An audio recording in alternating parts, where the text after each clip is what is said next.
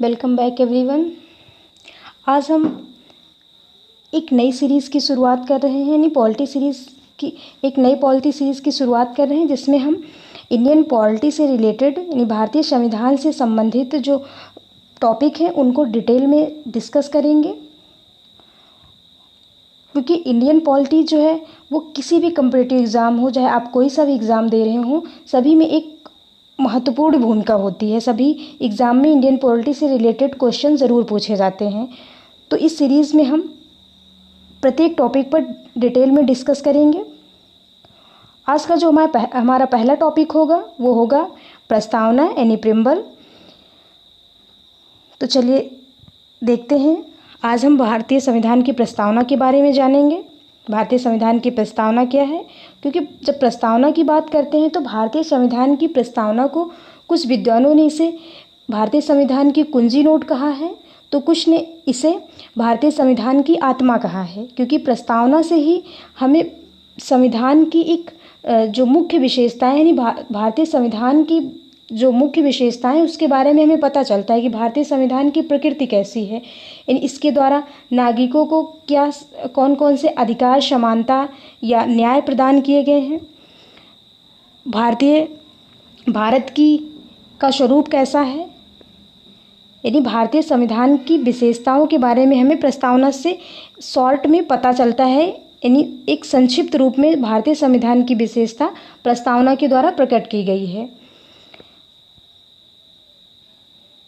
भारतीय संविधान की प्रस्तावना कुछ इस प्रकार है कि हम भारत के लोग भारत को एक संपूर्ण प्रभुत्व संपन्न समाजवादी पंथ निरपेक्ष लोकतंत्रात्मक गणराज्य बनाने के लिए और उसके समस्त नागरिकों को सामाजिक, आर्थिक, राजनीतिक न्याय, विचार, अभिव्यक्ति, विश्वास, धर्म और उपासना की स्वतंत्रता, प्रतिष्ठा और अवसर की समता प्राप्त करने के लिए तथा उनमें व्यक्ति की गरिमा और राष्ट्र की एकता और अखंडता सुनिश्चित करने वाली बंधुता बढ़ाने के लिए दृढ़ संकल्प होकर अपनी इस संविधान सभा में आज तारीख 26 नवंबर 1949 ईस्वी को एतद द्वारा इस संविधान को अंगीकृत, अधिनियमित और आत्मार्पित करते हैं।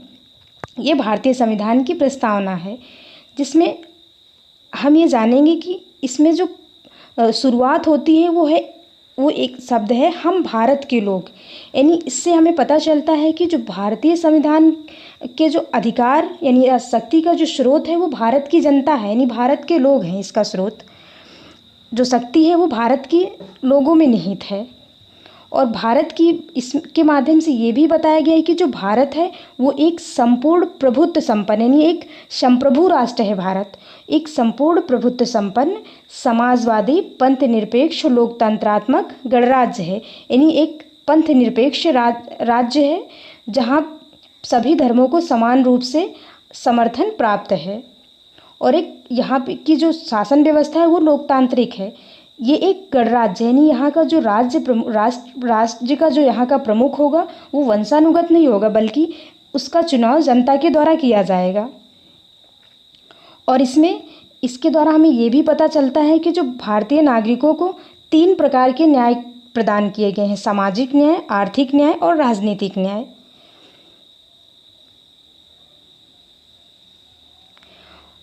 तथा 5 प्रकार की स्वतंत्रताएं प्रदान की गई हैं: विचार की स्वतंत्रता, अभिव्यक्ति की स्वतंत्रता, विश्वास की स्वतंत्रता, धर्म की स्वतंत्रता और उपासना की स्वतंत्रता, प्रतिष्ठा और अवसर की समता प्रदान की गई है।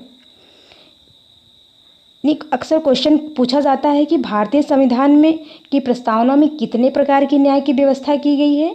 तो 3 प्रकार की न्याय की बात कही गई है: सामाजिक न्याय, आर्थिक न्याय और राजनीतिक न्याय। और 5 प्रकार की स्वतंत्रताओं की बात की गई है: विचार, अभिव्यक्ति, विश्वास, धर्म और उपासना।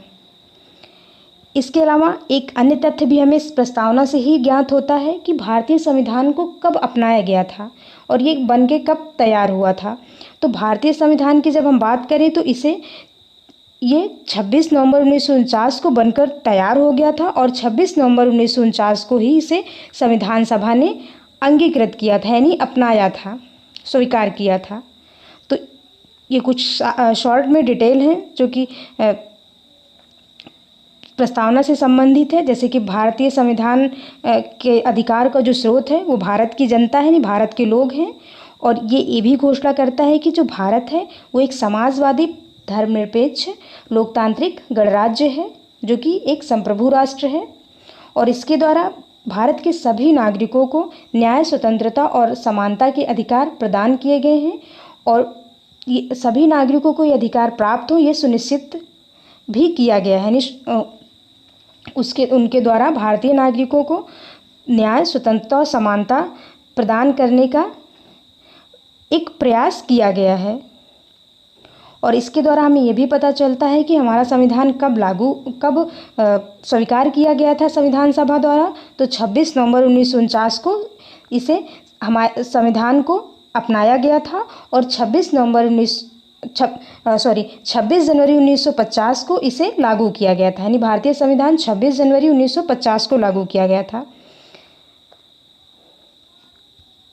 प्रस्तावना से संबंधित जब हम कुछ महत्वपूर्ण निर्णयों की बात करें जो कि सुप्रीम कोर्ट द्वारा दिए गए थे, तो प्रस्तावना से रिलेटेड 2 महत्वपूर्ण निर्णय थे जो कि सुप्रीम कोर्ट ने दिए थे। पहला निर्णय दिया था बेरुआड़ीवाद 1960 के संबंध में, जो कि अक्सर एग्जाम में पूछे जाते हैं कि बेरुआड़ीवाद में सुप्रीम कोर्ट का निर्णय क्या था, यानी प्रस्तावना के संबंध में सुप्रीम कोर्ट ने निर्णय क्या दिया था।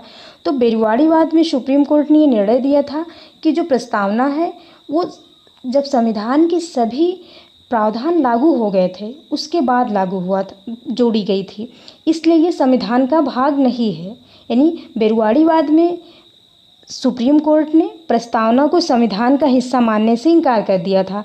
सुप्रीम कोर्ट ने कहा था कि प्रस्तावना संविधान का हिस्सा नहीं है, लेकिन सुप्रीम कोर्ट ने ये बात भी जोड़ी थी कि ये संविधान का हिस्सा नहीं है, लेकिन यदि संविधान का कोई अनुच्छेद स्पष्ट नहीं है या उसके एक से अधिक अर्थ निकल रहे हैं तो वहाँ पे प्रस्तावना को एक मार्गदर्शक सिद्धांत के रूप में प्रयोग किया जा सकता है, परंतु ये संविधान का भाग नहीं है। इसके बाद एक अन्य मामला आता है 1973 में केशवानंद भारतीवाद, जो कि भारतीय राज व्यवस्था का बहुत ही प्रसिद्ध वाद है, क्योंकि इसी के द्वारा सुप्रीम कोर्ट ने बेसिक स्ट्रक्चर का कॉन्सेप्ट दिया था। यानी जो संविधान के मूल ढांचे का सिद्धांत हम पढ़ते हैं वो केशवानंद भारतीवाद के संबंध में ही सुप्रीम कोर्ट ने दिया था। और इसी से रिलेटेड प्रस्तावना के संबंध में एक डिसीजन भी सुप्रीम कोर्ट ने दिया था, जो कि बेरुआड़ीवाद का बिल्कुल उल्टा था। यानी बेरुआड़ीवाद में जो सुप्रीम कोर्ट ने डिसीजन दिया था कि संविधान प्रस्तावना का हिस्सा नहीं है, उसे ही 1973 में सुप्रीम कोर्ट ने अपने उस प्रीवियस फैसले को पलट दिया और कहा कि संविधान प्रस्तावना जो है वो संविधान का एक हिस्सा है और इसमें अनुच्छेद 368 के तहत संशोधन किया जा सकता है। तो अनुच्छेद 368 जो है वो संविधान संशोधन से संबंधित है। इसके 368 संसद को संविधान में संशोधन करने की शक्ति प्रदान करता है। तो सुप्रीम कोर्ट ने डिसीजन दिया कि जो प्रस्तावना है वो संविधान का हिस्सा है, अतः इसमें संशोधन भी किया जा सकता है। लेकिन इसमें संशोधन के साथ संसद को एक बात ध्यान में रखनी होगी कि इसमें जो संशोधन किया जा रहा है उसके द्वारा संविधान का जो बेसिक स्ट्रक्चर है वो प्रभावित नहीं होना चाहिए, यानी उसका जो मूल ढांचा है, उसकी जो मुख्य विशेषताएं हैं वो परिवर्तित नहीं होनी चाहिए। जैसे कि यदि भारत में गणतंत्र है तो यहाँ आप राजतंत्र नहीं लागू कर सकते हैं, या यहाँ पे लोकतंत्रात्मक व्यवस्था है तो आप यहाँ राजतंत्रात्मक व्यवस्था नहीं लागू कर सकते हैं।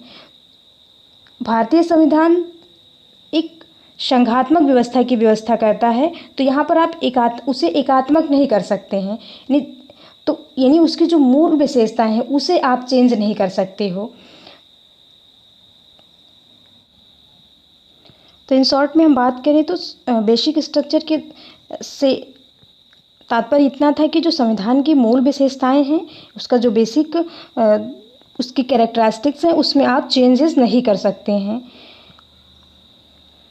तो इस प्रकार हमने देखा कि जो केशवानंद भारतीवाद में सुप्रीम कोर्ट ने अपने प्रीवियस का जो निर्णय था कि बेरुआड़ीवाद का जो निर्णय था कि सुप्रीम को प्रस्तावना संविधान का हिस्सा नहीं है, उसे बदल दिया और ये निर्णय दिया कि प्रस्तावना संविधान का हिस्सा है। और इसके बाद एक अन्य मामला आता है LIC, जो कि LIC से रिलेटेड था। उसमें भी सुप्रीम कोर्ट ने अपना डिसीजन यही दिया था कि संविधान जो प्रस्तावना है वो संविधान का एक अहम हिस्सा है।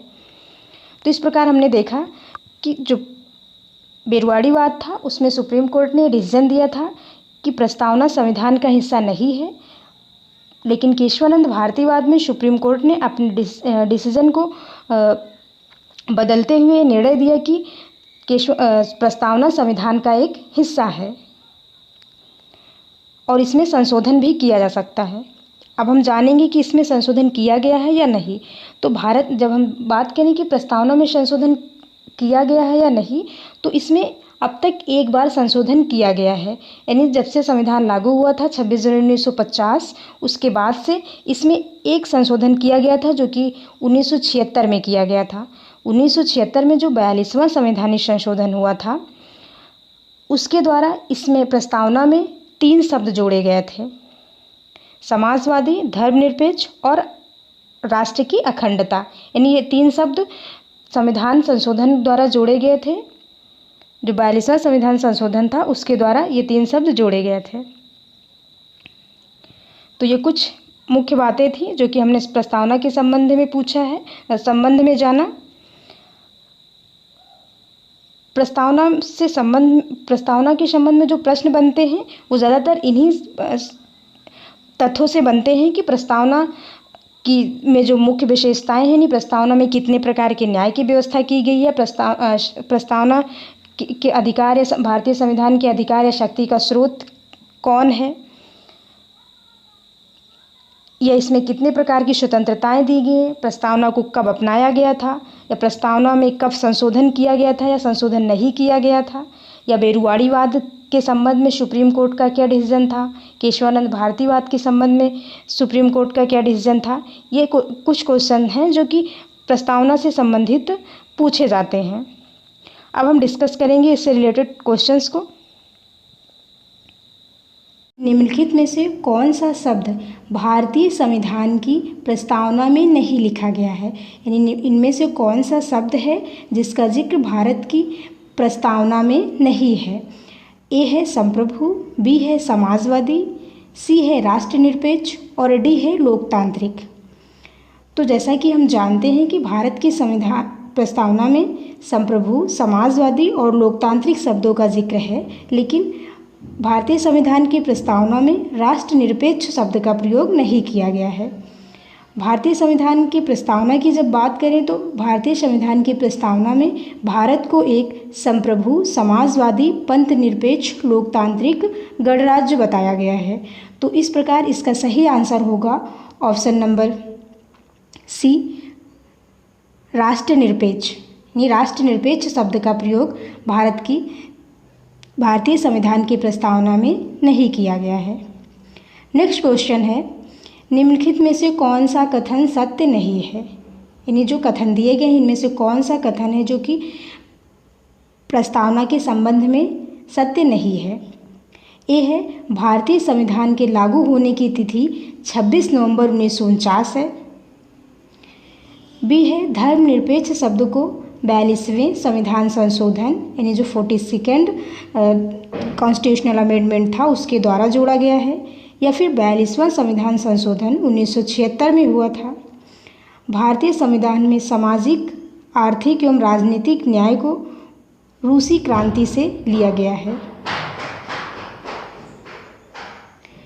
तो जब हम यहाँ असत्य कथन की बात करें कि कौन सा कथन सत्य नहीं है, तो इसका सही आंसर होगा ऑप्शन नंबर ए। भारतीय संविधान के लागू होने की जो तिथि थी वो 26 नवंबर 1949 नहीं, बल्कि ये 26 जनवरी 1950 थी। यानी भारत का संविधान 26 जनवरी 1950 को लागू हुआ था। बाकी अन्य कथन सत्य हैं।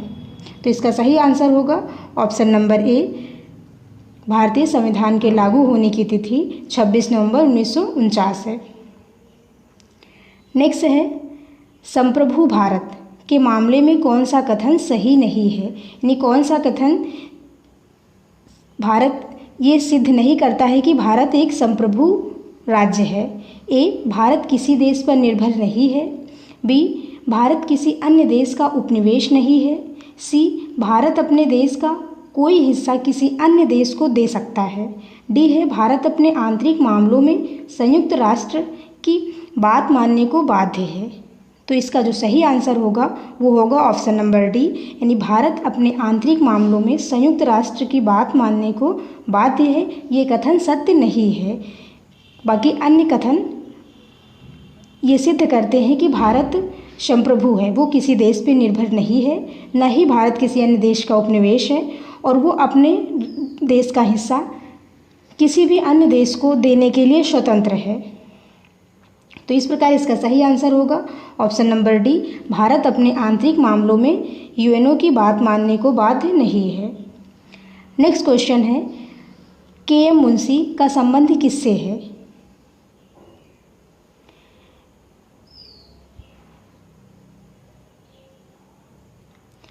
ए है संविधान की प्रारूप समिति से, बी है प्रस्तावना समिति से, सी है लोकलेखा समिति से, और डी है निम्न में से कोई नहीं।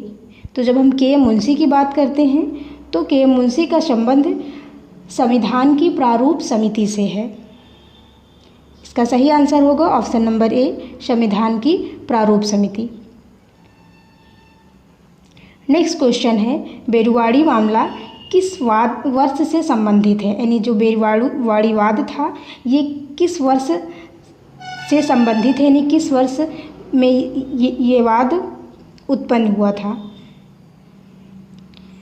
तो जब हम बेरुवाड़ीवाद की बात करते हैं, बेरुवाड़ी मामले की बात करते हैं, तो ये प्रस्तावना से संबंधित था।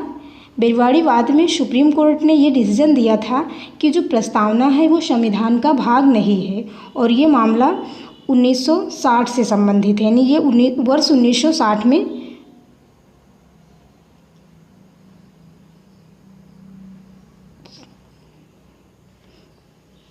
यानी बेरुवाड़ी मामला जो है वो वर्ष 1960 से संबंधित है।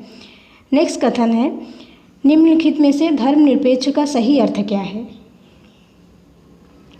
ए है सभी धर्म समान हैं और उन्हें सरकार का समर्थन प्राप्त है। बी है राष्ट्र धर्म का विशेष महत्व है। सी है सरकार द्वारा किसी एक धर्म को संरक्षण।